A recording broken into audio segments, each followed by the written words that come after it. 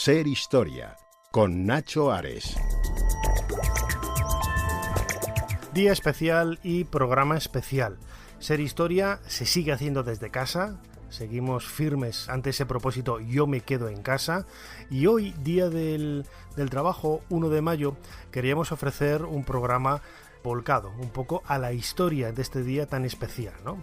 Donde los movimientos obreros han hecho que llegamos a tener una serie de condiciones en el trabajo que seguimos disfrutando hoy, que se puede ser de un lado político o de otro, pero es cierto que esos movimientos obreros en un principio funcionaron, o por lo menos podríamos definirlo como que revolucionaron absolutamente para todos, en un mismo sentido, en un mismo camino, la idea del trabajo y de una serie de beneficios sociales que en definitiva somos en gran parte, mejor dicho, en gran parte los que seguimos disfrutando hoy. Sin más dilación, como siempre, soy Nacho Ares y les doy de nuevo la bienvenida a Ser Historia. Decem annos faciens historiam. Sigue a Ser Historia en las redes sociales. En Twitter, @SerHistoria. En Facebook, Ser Historia. En YouTube, Ser Historia. Y en Instagram, Ser Historia.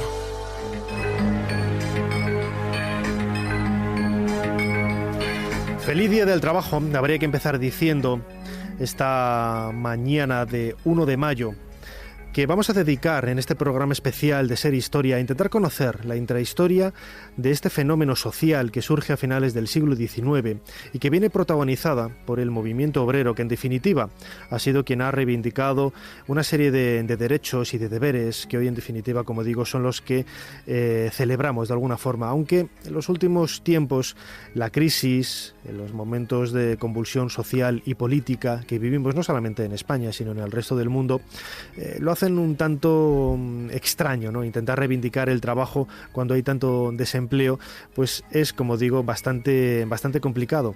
Aunque con este programa lo que pretendemos es eso, ¿no? Retrotraernos en el tiempo al siglo XIX e intentar conocer las raíces de ese movimiento y de esas justificaciones que con el paso de las décadas han venido a celebrar y a unirse, a imbricarse perfectamente en lo que denominamos la fiesta del trabajo, el 1 de mayo. Gustavo Vidal, bienvenido a Ser Historia. Hola, muy buenos días. ¿Qué tal, Gustavo? Encantado de estar de nuevo aquí con vosotros. Gustavo Vidal Manzanares estuvo con nosotros en uno de los primeros programas de Ser Historia. Estamos ya en la tercera temporada, pues fue en la primera, hablándonos de un tema que él conoce perfectamente bien, que es el nacimiento del movimiento obrero y sobre todo la figura de Pablo Iglesias, de quien ha publicado una fantástica biografía en la editorial Nautilus. Gustavo es también miembro del Cuerpo Superior de Técnicos de la Administración, es columnista en varios medios de comunicación como el Diario Progresista, El Caos en la Red, etcétera. Gustavo, ¿cuándo nace esta festividad del 1 de mayo? En concreto, el 1 de mayo nace dentro de lo que es el movimiento obrero, que había emergido unas décadas antes como consecuencia de unos acontecimientos trágicos, absolutamente brutales, acaecidos en Chicago, en Estados Unidos, a final del siglo XIX. Estos acontecimientos no eran ni más ni menos que el asesinato de 5 sindicalistas, asesinato por parte del Estado, por reivindicar la jornada semanal de 40 horas. Es decir, estas personas, por esta simple reivindicación, se les sometió a una apariencia de legalidad, a un proceso judicial que concluyó de una manera trágica, como ya he dicho, con su ahorcamiento, con el asesinato a sangre fría. A partir de entonces, y en honor de estos mártires de Chicago, se celebra el 1 de mayo. También me gustaría meter un poco como cuña, pero creo que muy al hilo de lo que has dicho, que otra festividad que también se refiere al trabajo, el 8 de marzo, que es la festividad del Día del Trabajo, de la Mujer Trabajadora, también se celebra en honor de otras mujeres muy humildes, que a principios del siglo XX, en 1911, en marzo, trabajaban en unas condiciones, como nos podemos imaginar, infrahumanas, en una fábrica de camisas, y estas mujeres perecieron en total 146 en un pavoroso incendio, murieron además achicharradas, fue una muerte tremenda que convulsionó al mundo. Y la explicación que dieron las empresas entonces, que a muchos nos sonaría, es que eso de las medidas de seguridad cuesta dinero, reduce la producción y no deja de ser un intervencionismo estatal. Es decir, es el mismo discurso calcado, muy parecido al de hoy en día. En honor de estas mujeres también se celebra la festividad de la mujer trabajadora. Son dos acontecimientos clave, y perdona que haya extendido el doble de tiempo en la respuesta. No, desde luego que merece la pena escucharte, porque me pisas un poco la siguiente pregunta que te iba a realizar, en el sentido de que vemos que estamos a finales del siglo XIX, estamos ya a comienzos del siglo XXI, y las reivindicaciones del movimiento obrero prácticamente siguen siendo las mismas. Es decir, la jornada laboral de 40 horas, que ahora lo comentabas, 8 horas diarias durante 5 días, 40 horas a la semana, ya es algo que se solicitaba y se pedía como un derecho a finales del siglo XIX. Hay que pensar un poco también en cómo eran las condiciones de trabajo de aquella época, ¿no? La historia es cíclica, yo eso lo tengo clarísimo, y se repite constantemente, aunque cambia muchas veces el envoltorio. Las condiciones de vida de entonces, pues mira, no existían horarios. Es decir, se tenía calculado, y esto es durísimo, y más decirlo en una antena de tanta difusión como la SER, pero se tenía calculado cuánto podía durar un trabajador trabajando 16, 17 horas al día, y con una remuneración que apenas le daba para comer, ¿no? Este era el planteamiento de las patronales de entonces. Yo creo que es un planteamiento que subsiste, lo que pasa es que no se puede extender. Entonces, ellos tenían calculado cuántas horas podían literalmente explotar a un trabajador antes de que muriera y ser sustituido por otro. Es decir, no había un límite horario. Tampoco, evidentemente, había un salario mínimo. Supongo que el argumento sería que esto crea rigideces. En fin, el catecismo neocon de hoy en día. Estaba autorizado el trabajo infantil. De hecho, el trabajo de los niños en las minas era auténticamente aterrador. Hay testimonios que te erizan el vello desde la piel, ¿no? De lo tremendamente crueles que eran. Eso de estos niños caben por estos agujeros, y si al fin y al cabo pues explota aquí el grisú o se asfixian o mueren, pues no hay problema, porque como las mujeres paren mucho, ya nos vendrán nuevos obreros, ¿eh? Era el planteamiento de entonces. Por supuesto, no existía ninguna ayuda para la enfermedad, para la vejez, para la invalidez. Si como consecuencia de esas relaciones laborales sin derechos para los trabajadores morías o quedabas inválido, era tu problema. En fin, esto era una cosa tremenda. ¿Y qué hizo el movimiento? A raíz de esto surgen los sindicatos, que no dejan de ser más que organizaciones de trabajadores para defender los derechos de los trabajadores. Y este es un aviso a navegantes para hoy en día. Quienes están tan interesados en despotricar y atacar a los sindicatos lo hacen por algo, y lo hacen porque, para bien o para mal, los sindicatos son el dique de contención contra estas condiciones, que no lo dudemos. Si pudieran imponerlas de nuevo, no dudemos que lo harían. Coincide esta época que estás comentando, finales del siglo XIX, comienzos del XX, con una etapa de nuestra historia, la industrialización, la revolución industrial, que viene ya prácticamente desde finales del siglo XVIII, en donde se da un nuevo concepto del trabajo, ¿no? Se cambia el trabajo agrícola por el acceso a las ciudades. Las ciudades empiezan a crecer de una manera abismal, y sobre todo el trabajo en las fábricas, ¿no? En donde, sí, como tú bien comentabas ahora, que casi era prácticamente un trabajo esclavo, ¿no? En el sentido de que peor. Moría uno y lo sustituían por otro, como si fuera un muñeco. No, peor, y te lo matizo. Que tú evidentemente de estos temas de esclavitud históricos sabes mucho más que yo, pero podrás confirmar que los dueños de los esclavos cuidaban, en muchos casos, muy bien a sus esclavos, porque los esclavos les costaban dinero. Aunque los esclavos no tenían estatus de persona propiamente, pero eran unos objetos, en el sentido de que si alguien se cargaba el esclavo de otro tenía que pagar porque costaba dinero. Trataban mejor los muchísimos dueños de esclavos a sus esclavos que estos empresarios trataban a los trabajadores, porque si se les moría un esclavo porque no estaba bien alimentado o había tenido un accidente, les costaba dinero. Estos trabajadores no les costaban, tenían una larguísima fila de personas dispuestas a hacer ese trabajo por lo que fuera, ¿no? Era peor que la esclavitud. En este momento social tan convulso, pues es normal que nacieran las primeras reivindicaciones. Imagino que al principio con mucho miedo. Yo creo que más con desesperación y con rabia, y a veces de manera desacertada, ¿no? Como fue el caso del ludismo. Al principio, cuando entra la industrialización que emerge de Inglaterra, ¿no? Con Jim Watt, la máquina de vapor, etcétera, lo que hacen muchos trabajadores durante muy poco tiempo es destruir máquinas, porque consideran que las máquinas eran lo que les estaba quitando el trabajo. Pero esto duró muy poco. Es decir, enseguida se dieron cuenta de que no era problema de las máquinas, sino de los trabajadores. ¿Miedo? Pues sí, porque el que no iba a la cárcel era apaleado y el que no era directamente asesinado. De hecho, en España, bien entrado ya el siglo XX, ha habido pistolerismo empresarial y se perseguía a los sindicalistas y se los asesinaba. O sea, había un auténtico terrorismo de la patronal que en muchos casos eran policías que habían pedido la excedencia porque ganaban más a sueldo de la patronal asesinando sindicalistas. Hay un par de novelas preciosas de Eduardo Mendoza en este sentido, ¿no? Uh-huh. Y como bien comentamos, en este marco histórico y ante estas primeras reivindicaciones, lo que surge también es el nacimiento de grandes figuras, ¿no? Antes comentaba al comienzo de esta entrevista contigo, con Gustavo Vidal, el programa que dedicamos casi al principio de Ser Historia, dedicado a la figura de Pablo Iglesias, ¿no? Que se convierten un poco en abanderados, ¿no? de este movimiento. Sin duda, Pablo Iglesias, si en vez de español hubiera sido inglés, francés, norteamericano, sería una figura absolutamente mítica dentro de la iconografía de la izquierda, o sea, desde luego muy por encima de un Che Guevara o de un Salvador Allende. De hecho, la primera manifestación que hubo en España, el 1 de mayo, que si no me falla la memoria fue en 1890, lo encabezó Pablo Iglesias.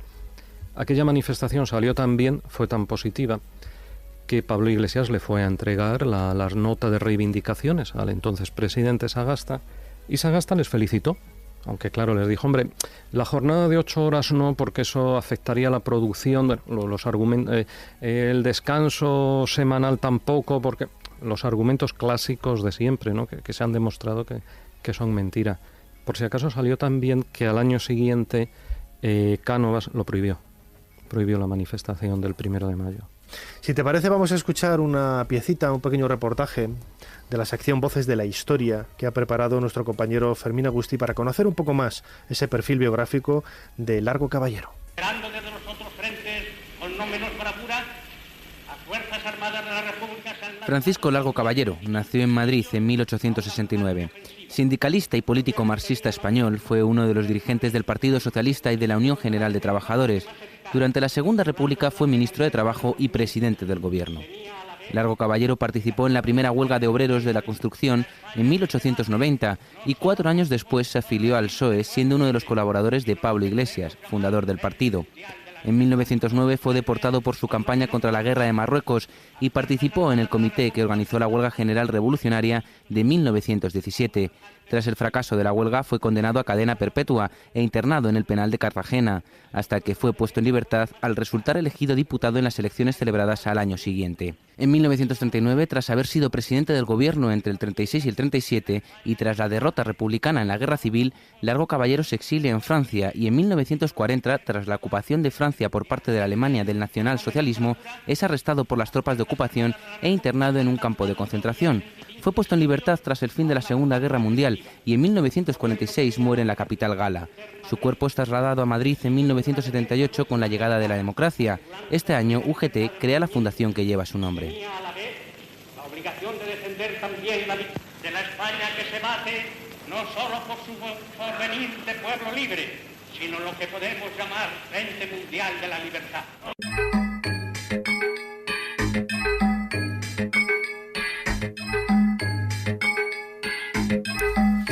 Seguimos conversando con Gustavo Vidal Manzanares, perfecto conocedor del movimiento, de la historia del movimiento obrero, que lo quiero recordar, autor de una magnífica biografía de Pablo Iglesias.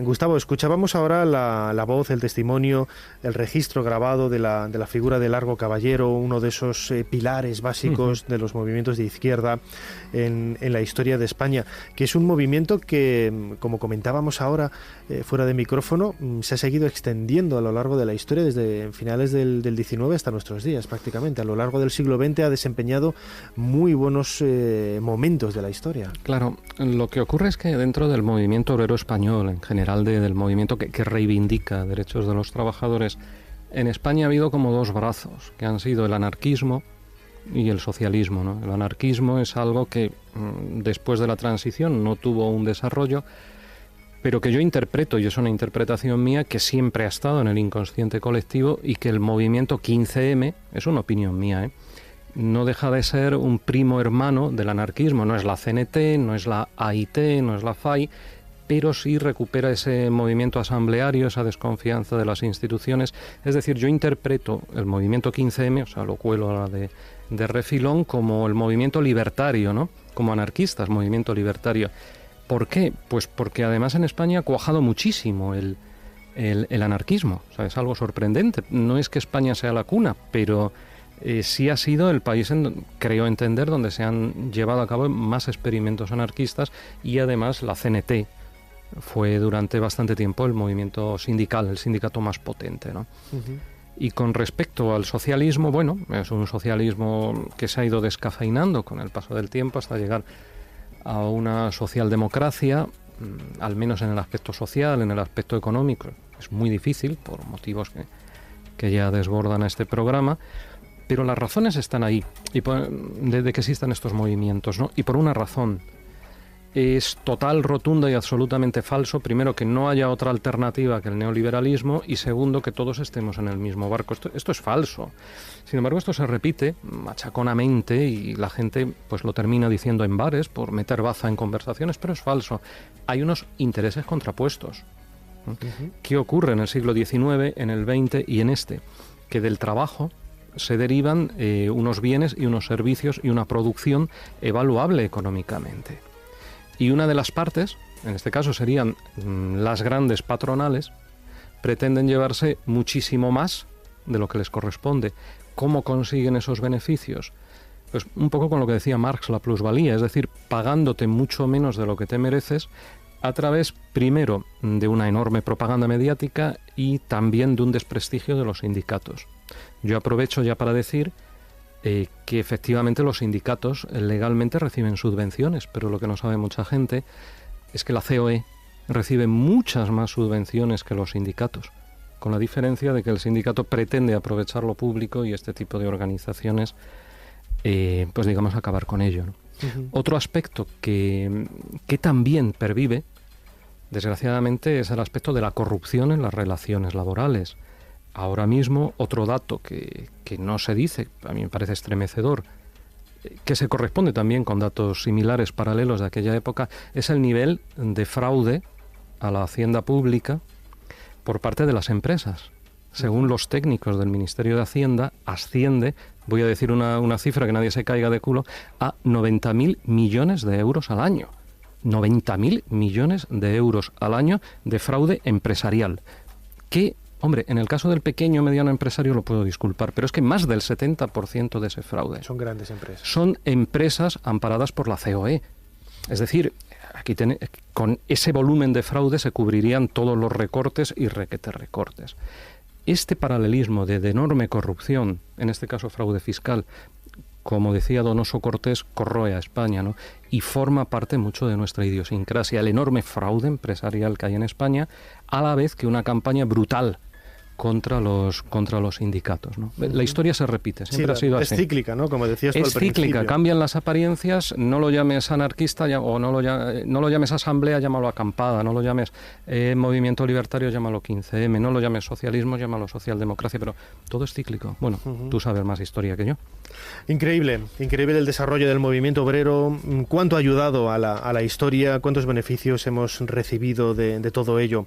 Lo queríamos comentar en estos minutos de nuestro programa Ser Historia con nuestro invitado Gustavo Vidal Manzanares, del Cuerpo Superior de Técnicos de la Administración, columnista en varios medios de comunicación y autor, insisto, de un libro muy bueno dedicado a la figura de Pablo Iglesias, publicado por la editorial Nautilus. Gustavo, muchísimas gracias por habernos atendido. Pues muchas gracias a vosotros, ha sido muy placentero. Señor Edison, un hombre con una maleta pregunta por usted. Dice que se llama Nikola Tesla. Hágale pasar.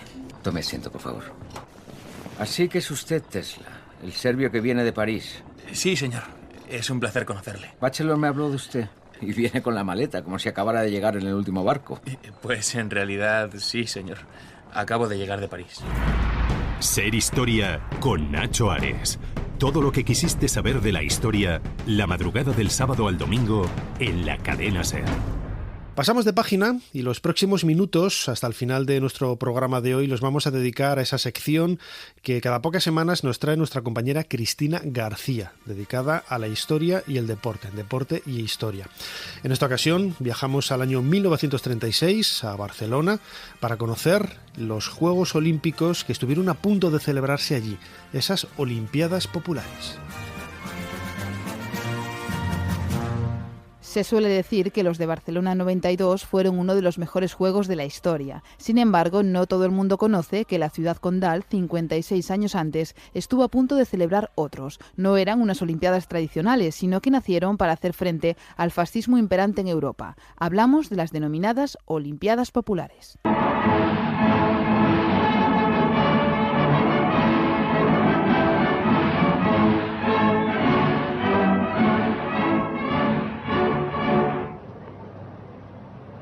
Ich verkünde die Spiele von Berlin zur Feier der 11. Olympiade neuer Zeitrechnung als eröffnet. En 1931, antes de que Hitler subiera al poder, Berlín fue escogida por el Comité Olímpico Internacional, por el COI, para organizar los Juegos Olímpicos del 36. Y como hemos comentado en alguna otra ocasión, Hitler aprovechó la oportunidad para intentar dar una imagen del régimen nazi más suave y demostrar su poderío ario ante el mundo, olvidándose por completo de los valores de unas Olimpiadas, aquello del compañerismo, la igualdad, el juego limpio o el respeto.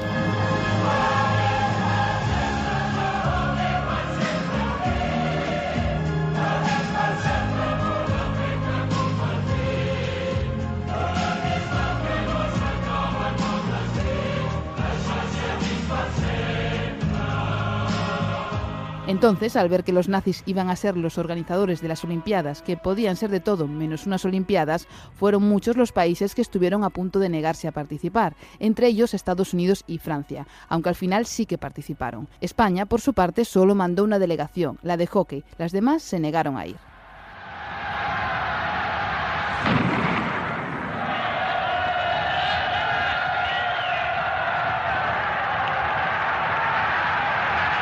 Fueron muchas las federaciones deportivas que empezaron a cuestionar los Juegos Olímpicos de Berlín, y de esos cuestionamientos nacieron las Olimpiadas Alternativas en Barcelona, una ciudad que aquel verano del 36 era uno de los lugares de Europa más poblados de ateneos, clubes deportivos populares y obreros. Con esta base, que defendía encarnizadamente el deporte, surgió el boicot a los Juegos de Berlín con otros más del pueblo. Por cierto, que unos años antes Barcelona ya había presentado una candidatura olímpica, lo hizo en 1920, pero la proclamación de la Segunda República lo frustró, ya que el Comité Olímpico Internacional, el COI, no vio un clima de estabilidad claro y optó por Berlín. Así, la Barcelona Olímpica oficial tuvo que esperar al 92.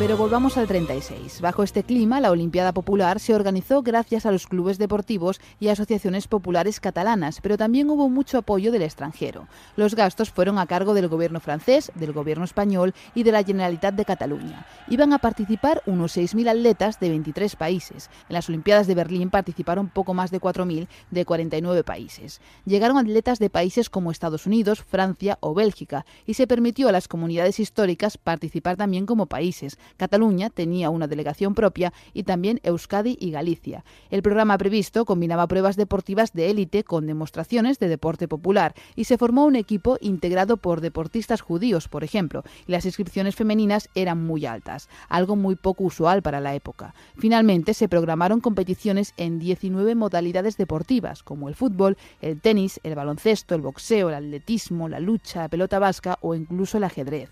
Y llegaron 20.000 personas de fuera de Barcelona para presenciar unas Olimpiadas que desbordaban todas las previsiones.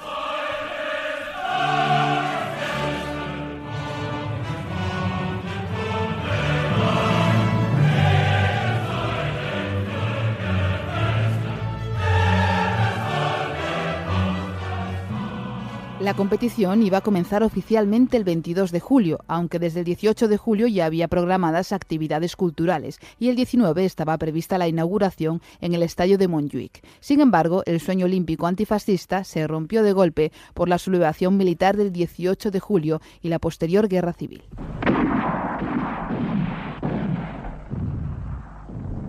Dan comienzo en el denominado Llano Amarillo en la región de Ketama las maniobras de las tropas que guarnecen el protectorado de Marruecos. Al iniciarse los ejercicios, el teniente coronel Yagüe comenta con otros jefes y oficiales. Supongo que sabrán ustedes que vamos a sublevarnos.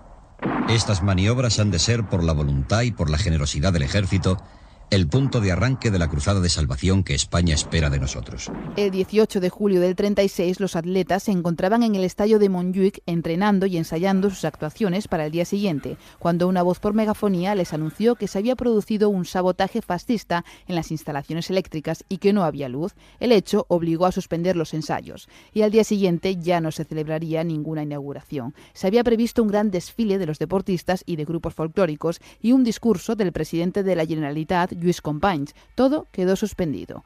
La madrugada del 19 de julio, las columnas militares salían de sus cuarteles y avanzaban hacia el centro de la ciudad de Barcelona. No se llegó a celebrar ni la Olimpiada Popular ni tampoco la Olimpiada Cultural, que se iba a desarrollar en paralelo.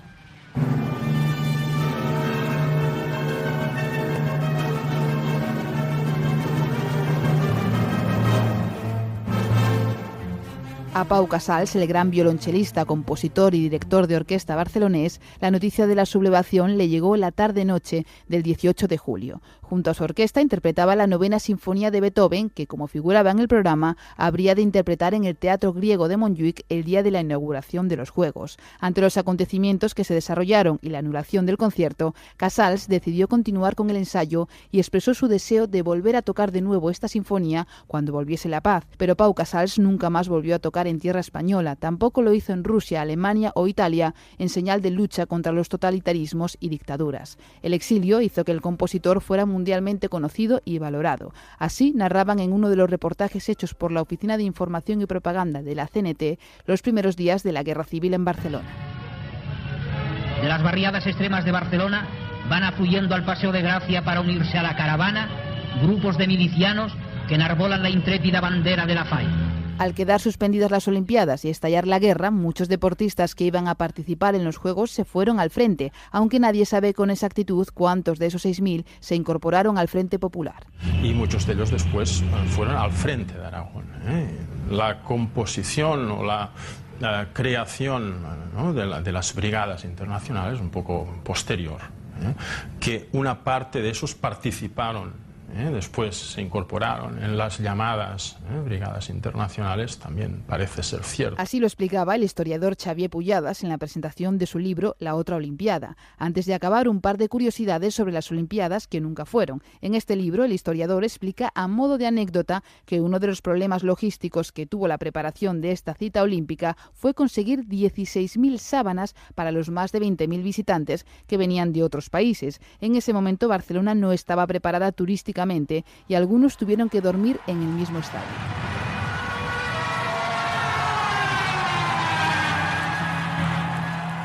Se conocen algunos de los nombres propios de los deportistas que se quedaron para luchar. 4 de los 7 miembros de la Clariton Cycling Club de Londres, que viajaron a Barcelona como representantes de la delegación británica, murieron durante la guerra defendiendo los ideales republicanos. Y no fueron los únicos. En la Plaza Cataluña, el mismo 19 de julio, murió un atleta austriaco, Metzger. Además, algunos atletas se apuntaron directamente al ejército republicano, convirtiéndose en el primer embrión de las brigadas internacionales. El resto fueron repatriados hacia Marsella en un barco el 24 de julio del 36.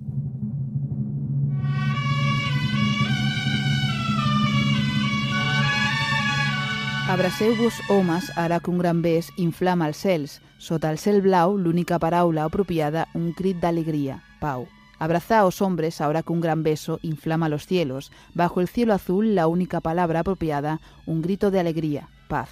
Con estas palabras, Pau Casals y el poeta Josep María de Segarra iban a abrir la ceremonia de apertura de las Olimpiadas Populares de 1936. Unas Olimpiadas por la paz y la fraternidad entre los pueblos que sucumbió precisamente por el estallido de la guerra. Hacemos un pequeño paréntesis en este programa especial de Ser Historia, hoy 1 de mayo, para dar paso a nuestros compañeros de las noticias, y nosotros volvemos a la vuelta, que tenemos mucha historia que compartir.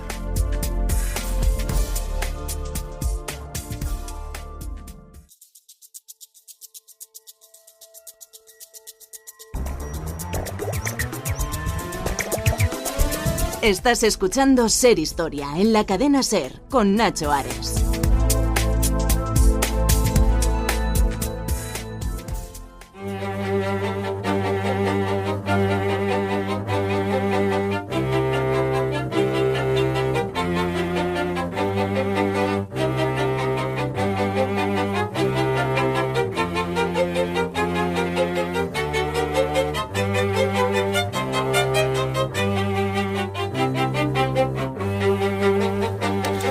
En el siglo XIX, cuando nacieron los movimientos obreros de los que hemos hablado en los últimos minutos, la Iglesia tuvo un papel realmente importante, un papel que luego desarrolló a lo largo del siglo XX y que poco a poco ha ido diluyéndose, aunque no ha dejado de tener una presencia destacada en la opinión de la sociedad.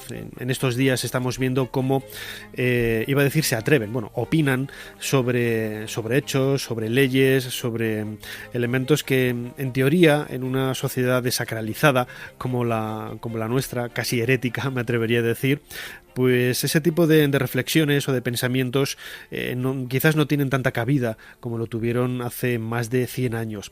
¿Cuál fue el papel de la Iglesia en el movimiento obrero y sobre todo en una festividad como esta, el 1 de mayo, el Día del Trabajo? Pues para responder a esta y a otras preguntas tenemos en Radio Valladolid a Enrique Berzal. Enrique, bienvenido de nuevo a Ser Historia. Muy buenas, Nacho.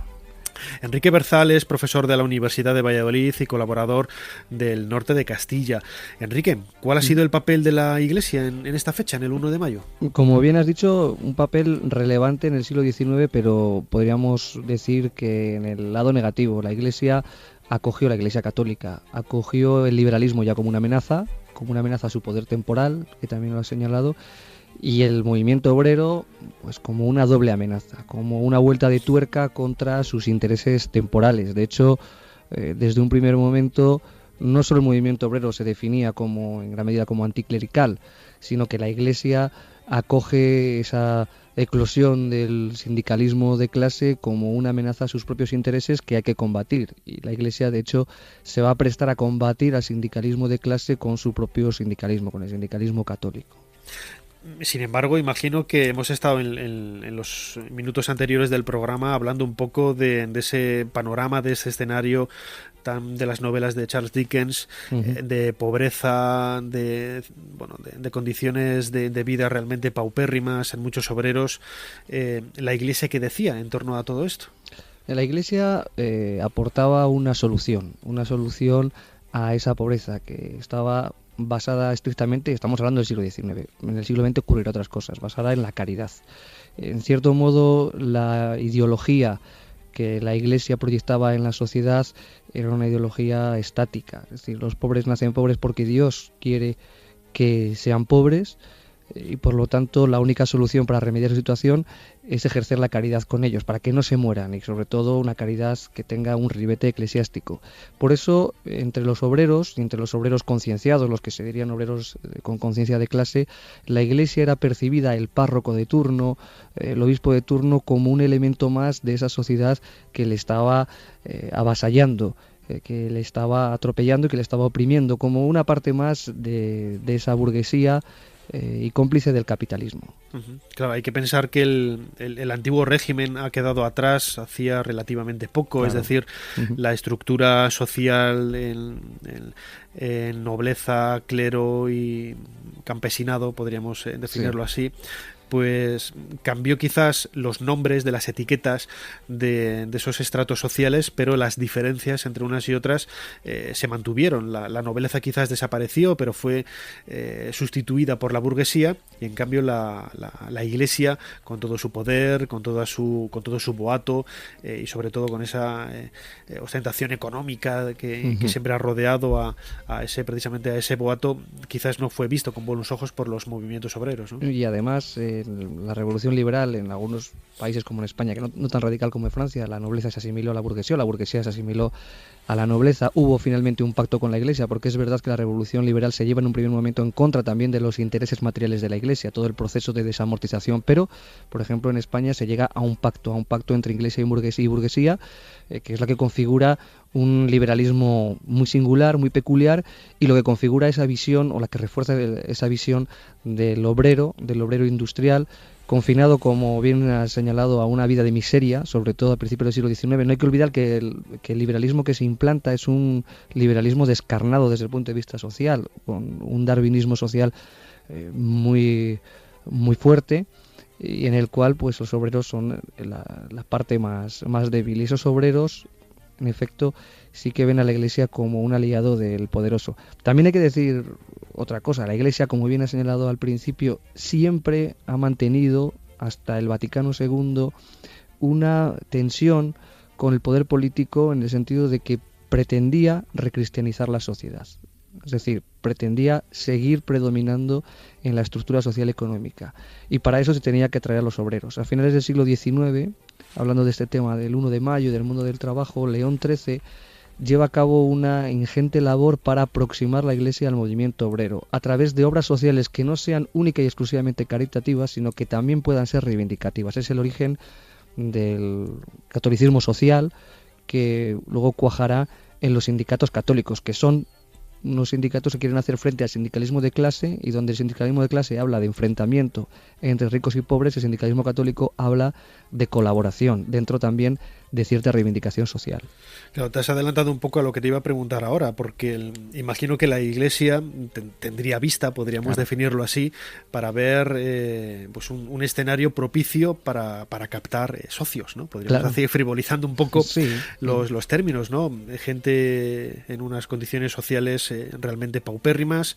La caridad pues conlleva ese vínculo afectivo, en definitiva, con la persona que te está ayudando, y imagino que vería, como bien decías, ¿no? Ahora en la clase obrera, pues caldo de cultivo para abrir nuevas expectativas, ¿no? de la propia Iglesia. Por supuesto, y además, en primer lugar, el que nos esté escuchando tenga en cuenta una cosa: es verdad que la Iglesia ha ido muy por detrás de los acontecimientos, pero rápidamente ha podido adaptarse a los principales acontecimientos, como iremos hablando en esta conversación, como irá saliendo ahora, ¿no?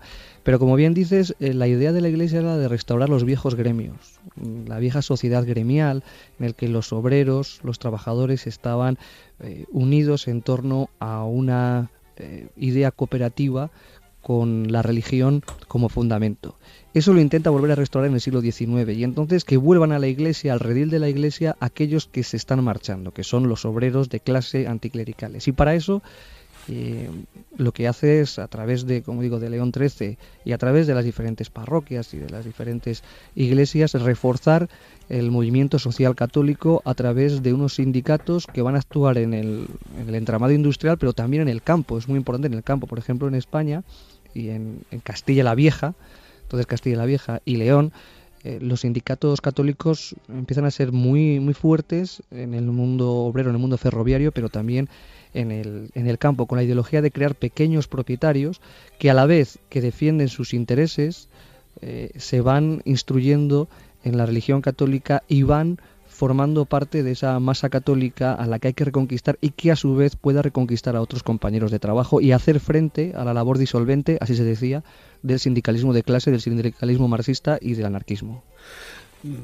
Has avanzado un poco el papel camaleónico, me atrevería a decir, también un poco de la Iglesia, ¿no? ¿Cómo fue esa evolución? Porque pensemos que el 1 de mayo hace referencia, como hemos comentado al principio del programa, al suceso que pasó en Chicago en el año 1886.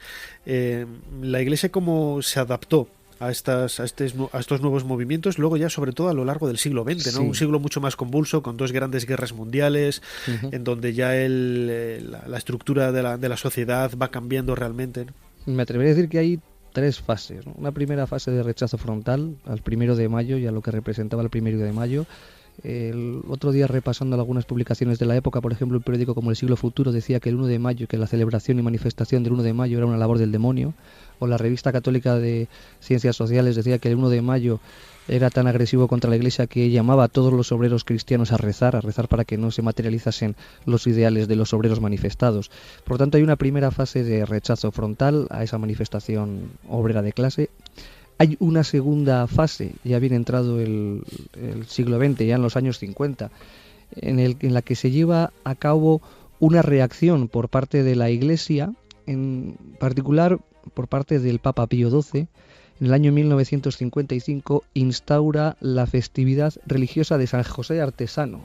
San José, sí, San José Obrero, contraponiéndolo al 1 de mayo.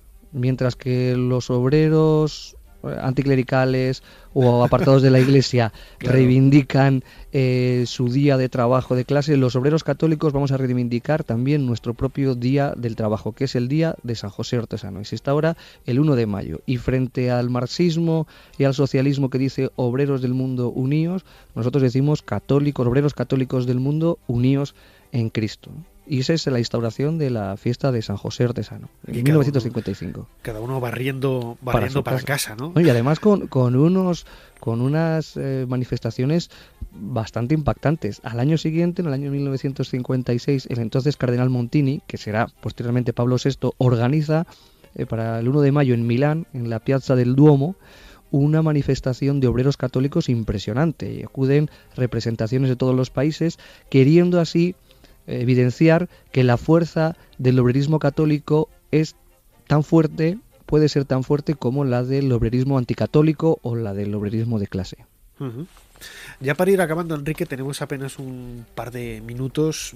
¿Cómo fue el papel de la Iglesia, sobre todo durante el franquismo, en relación a lo que es al tema que aquí nos reúne, ¿no? El 1 de mayo? Pues ahí es muy interesante, ¿no? Porque nos lleva eso a la tercera fase, que es la fase del Vaticano II y de lo que ocurre específicamente en España, porque es importante. La fiesta de San José Artesano también la adopta el franquismo, la organización falangista, aunque en Franco la fiesta del trabajo no la celebra el 1 de mayo, sino el 18 de julio, pero sí que acepta esa fiesta de San José Obrero, y la falange, las organizaciones falangistas la celebran. ¿Cómo? Con misas. Básicamente con misas, uniendo Iglesia y falange, porque en esa época, como se sabe, en los 40 años de dictadura hubo una imbricación muy fuerte de Iglesia y dictadura, el nacionalcatolicismo. ¿Qué ocurre? Que se produce una inflexión, y la inflexión procede de aquellas organizaciones católicas, de la acción católica especializada, obreras, específicamente obreras, la OAC y la JOC, que tienen el cometido de recristianizar en el mundo obrero entre obreros. Esas organizaciones obreras entran en contacto con obreros de clase y se transforman, se van transformando su mensaje, y utilizan la fiesta de San José Artesano para recuperar la tradición del movimiento obrero de clase, y de hecho se convierte el movimiento o la fiesta de San José Artesano católica, merced a la actividad de estas organizaciones obreras de la Iglesia, en una fiesta reivindicativa y en una fiesta antifranquista, y por lo tanto se va configurando la oposición obrera al franquismo desde el lado católico a través de estas organizaciones que utilicen el San José Artesano para recuperar precisamente el 1 de mayo histórico de la clase obrera e intentar reivindicarlo en España. Es curioso cómo descubrimos... De ahí lo de que se adapta a los tiempos la Iglesia. Claro, esa imbricación un poco, ¿no? Y camaleónica, decía claro. Yo hace y luego viene el Vaticano II, que ya es la adaptación total, ¿no? La autonomía de las realidades temporales y también la autonomía del movimiento obrero y la posibilidad de encontrar a Dios en el mundo obrero de clase. Curioso cómo la Iglesia ha ido adaptándose en las últimas décadas, en los últimos, un poquito más de un siglo, a esta nueva realidad surgida a partir de una fecha que hoy celebramos en este programa especial de Ser Historia dedicada al 1 de mayo. Enrique Berzal, profesor de la Universidad de Valladolid y colaborador del Norte de Castilla, fantástico periódico. Muchísimas gracias por habernos atendido aquí en Ser Historia. Muchas gracias, Nacho, y enhorabuena por el programa, ¿eh? Muchísimas gracias. Madre, se rumorean cosas sobre usted, dentro del convento y fuera de Ávila. No se deje llevar por las habladurías, María. Usted y yo sabemos que en este convento entra y sale demasiada gente. Es usted famosa, madre. La fama nunca ha de ser el camino, Sor María. Ser Historia con Nacho Ares. Todo lo que quisiste saber de la historia, la madrugada del sábado al domingo en la cadena SER.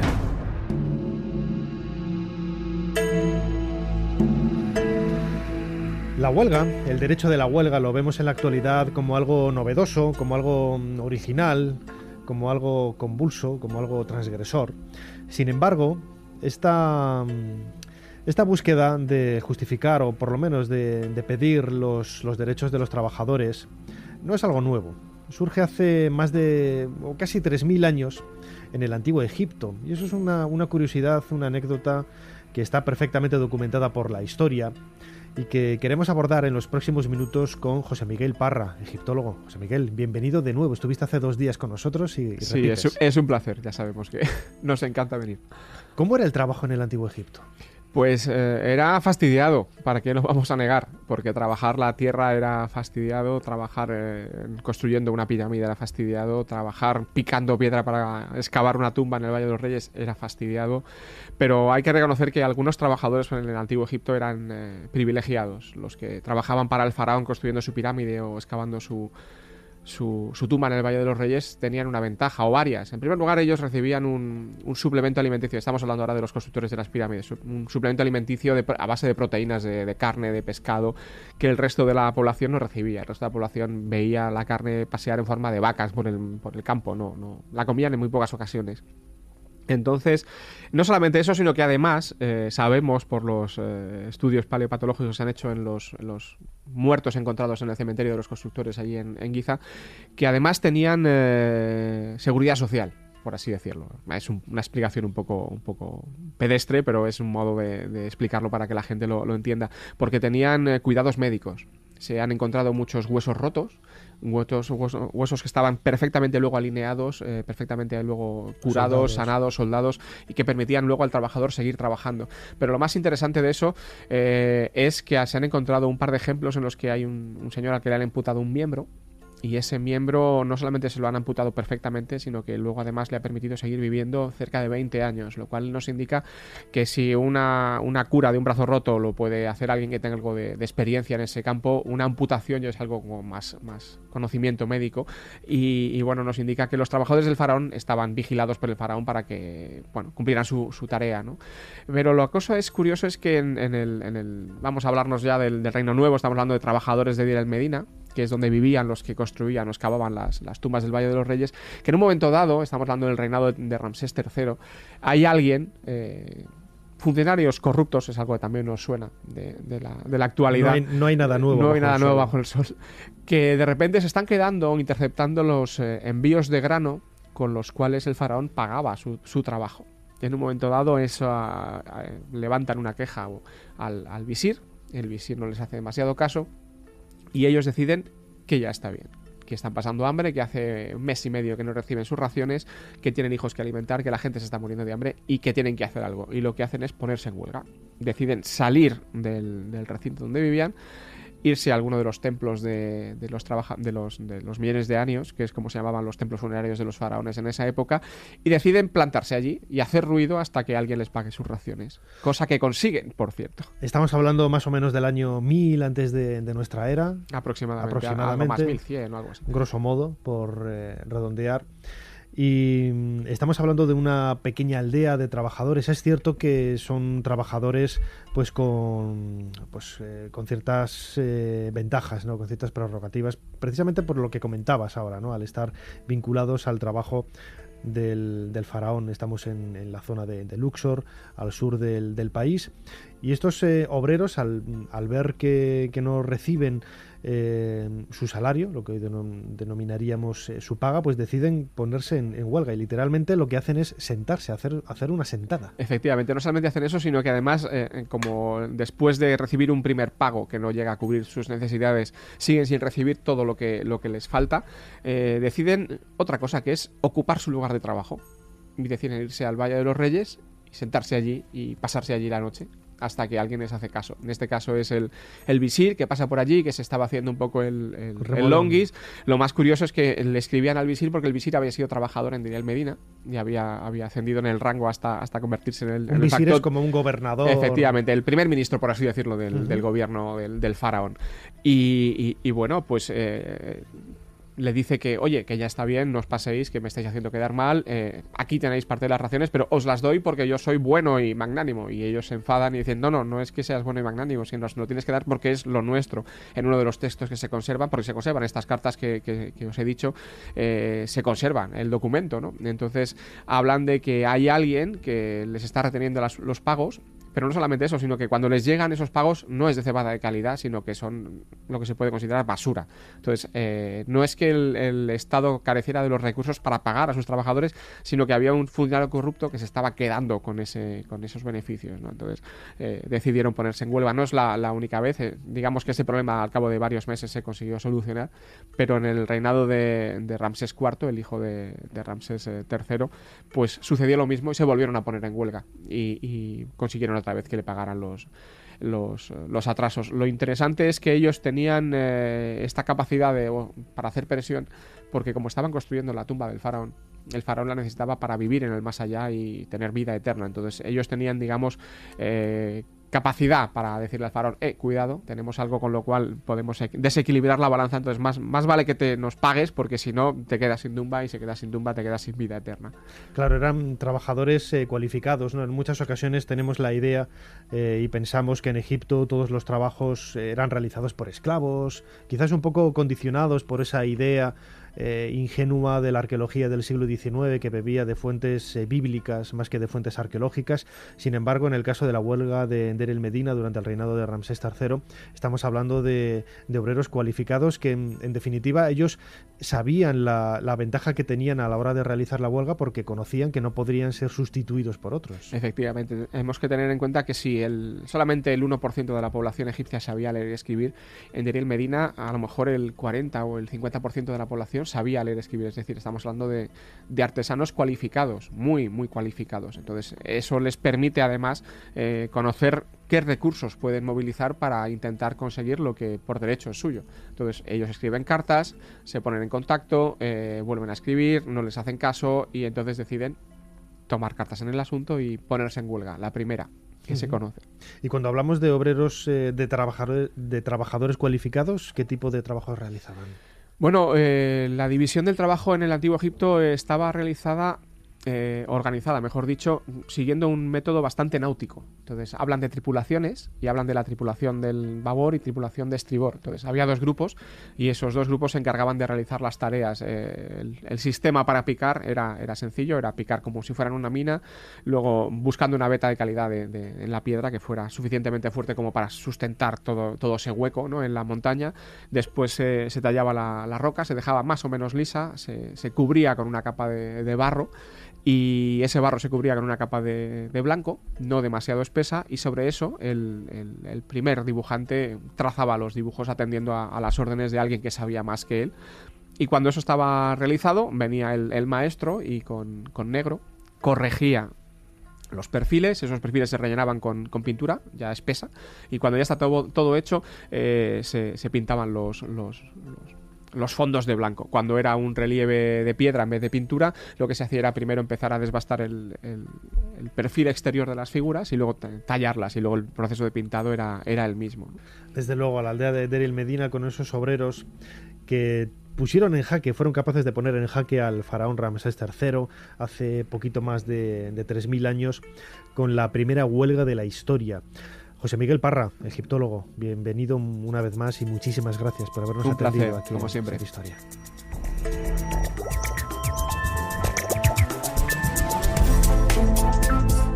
Hasta aquí este programa especial de Ser Historia, 1 de mayo, Día del Trabajo. No nos queda más que despedirnos. Recordad la página web serhistoria.com y recordad también que este próximo sábado por la noche a la 1, después del larguero, después de los deportes, tendremos el programa habitual semanal de Ser Historia. Nos escuchamos este sábado. Hasta entonces.